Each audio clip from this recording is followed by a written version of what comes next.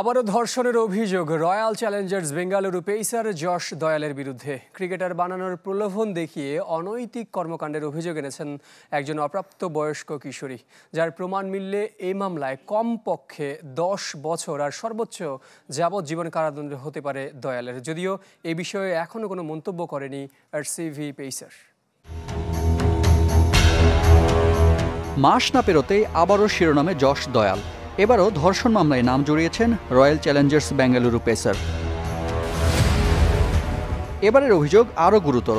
জয়পুরের দায়ের করা নতুন এফআইআরের ভাষ্যমতে পেশাদার ক্রিকেটার হিসেবে ক্যারিয়ার গড়ে তুলে দেওয়ার প্রতিশ্রুতি দিয়ে গত 2 বছর যাবৎ এক অপ্রাপ্তবয়স্ক তরুণীর ওপর যৌন নির্যাতন চালিয়েছেন দয়াল।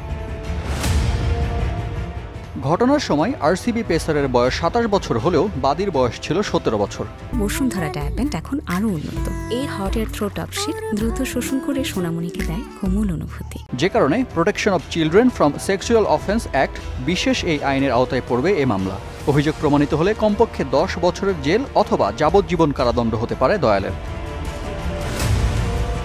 আরেকটি অভিযোগে বলা হয়েছে 2024 সালে আইপিএলের ম্যাচ চলাকালীন জয়পুরে ছিলেন দয়াল। সে সময় গুজরাট টাইটান্সের হয়ে খেলতেন তিনি। সেখানে ভুক্তভোগী তরুণীকে ডেকে এনে দ্বিতীয়বার ধর্ষণ করেন বাঁহাতি পেসার। এর আগে জুনে গাজিয়াবাদ থানায় দয়ালের নামে বিয়ের প্রলোভন দেখিয়ে শারীরিক সম্পর্কের অভিযোগ করেন আরেক তরুণী। প্রাথমিক তদন্ত শেষে চলতি মাসের শুরুতে তার বিরুদ্ধে মামলা দায়ের করে গাজিয়াবাদ পুলিশ। যদিও পরবর্তী শুনানির আগ পর্যন্ত তার গ্রেফতার আদেশ স্থগিত করেছে এলাহাবাদ হাইকোর্ট। আগের অভিযোগ অস্বীকার করলেও নতুন অভিযোগ নিয়ে এখনও মুখ খোলেননি যশ দয়াল। একাধিক কেলেঙ্কারিতে জড়ালেও আনুষ্ঠানিকভাবে তার ব্যাপারে কোনো মন্তব্য করেনি আইপিএল কিংবা রয়্যাল চ্যালেঞ্জার্স বেঙ্গালুরুর কেউই।